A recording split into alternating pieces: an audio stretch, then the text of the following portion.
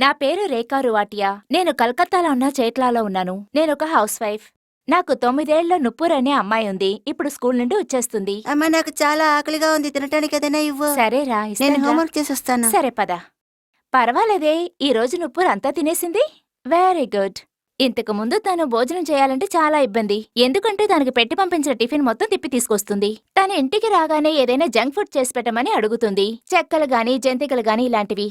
ఇంకా కూరగాయల్లో చూస్తే బంగాళదుంపలు మాత్రమే తింటుంది. కొన్ని రోజుల తర్వాత తను జంక్ ఫుడ్ ఏమీ అడగటం లేదు. ఇంకా పెట్టిన టిఫిన్ అంతా తినేస్తుంది. మొదట్లో నిప్పుర్ని తలుచుకుంటే దిగిలేసేది. తనకి ఏం పెట్టాలా, ఏం తింటుందా అని ఆలోచించేదాన్ని. అప్పుడే న్యూట్రిషన్ సప్లిమెంట్ ఇవ్వటం మొదలుపెట్టాను.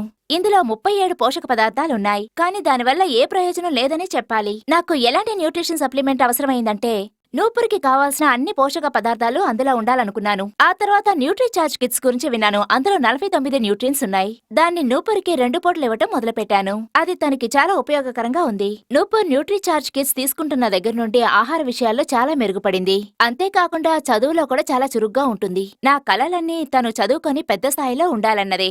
నా కల తప్పకుండా నెరవేరుతుంది, ఎందుకంటే ఈసారి మార్క్స్ చాలా బాగా వచ్చాయి. Mummy homework complete. Very good.